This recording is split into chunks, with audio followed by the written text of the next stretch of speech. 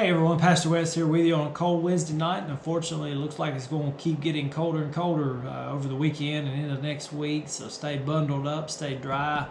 I was reading today from Romans chapter 8 verse 28, a very familiar verse that I often go back to time and time again, just one of those spiritual vitamins that I like to take in. But the verse says, we know that in all things God works for the good of those who love him, who've been called according to his purpose.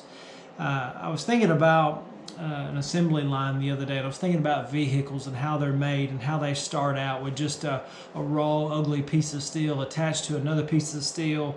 But it's a process. It's how the process begins. To a person that's never seen the finished product, to a person that's never seen a new car come off the assembly line floor, the beginning of that process would look like a disastrous waste of time. But when you've seen the end, when you know what the final result is, when you know what the final result can be, from that vantage point, the whole process makes sense.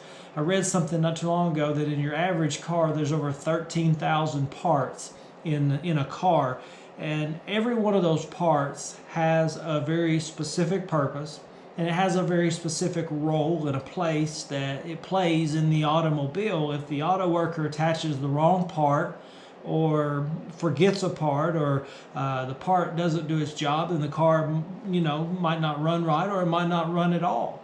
But you have to be very careful. The assembly line, the whole process, each worker, everything has to be done carefully, and every detail followed to a T in order for it to work right. And I was thinking about that in our relationship with God. And in his eternal counsel, God has prepared a blueprint for each and every one of us. Those who are called according to his purpose means that our lives fit into his master plan that he has prepared. And right now, and in many times in our life, the assembly line is a progress that doesn't always make sense, doesn't always look like what the finished product is going to look like. The master planner, though, he is watching closely. He's watching very carefully through this progress, through this plan that he has for us, making sure that everything is fitting together perfectly according to his plan, according to his blueprint, fitting together piece by piece, step by step, year after year, season after season that we go through.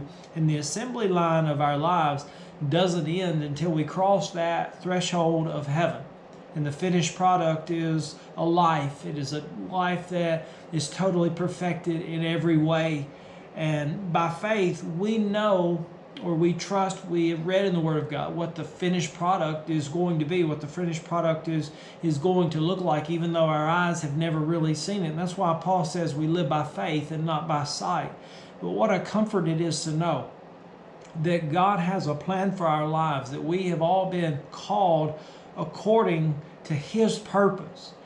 And with that understanding, it's easier for us to be able to accept the troubles that we go through, to bear the trials, because we know that God is working it out for our good, that it's all part of his master plan that is taking us to a place that he desires us to be, a place that he desires us to go. That it's part of all of it. It's all part of God's marvelous plan for our lives, even though we don't understand it.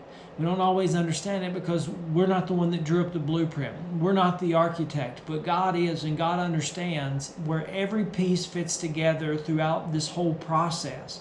And the finished product, it's going to be perfect. The finished product is going to be beautiful. It's going to be beyond anything that we could ever even begin to imagine in our minds. And the remarkable thing is that God accomplishes his plan in spite of our sin. He does it in spite of our failures, in spite of everything that we do wrong. The truth is, a lot of times we get in the way. We get in our own way a lot of times.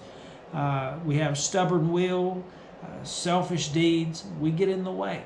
But God works around that. He works through that. And it's only by grace that we are among those who love him and desire to have his plan fulfilled for our lives. So no matter what you're facing, no matter what you're going through, you just have to trust that it's all part of God's plan, that God knows exactly what's going on, at every moment, at every step, at every season of your life. And He knows where every trial, trouble, and temptation fits in, and how He is able to work His plan even around us and around our selfish will. Trust in God. Keep the faith.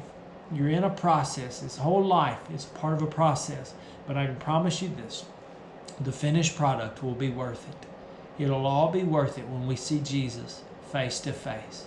Till next week, I hope you have a great weekend. Stay warm. I love you. God bless you.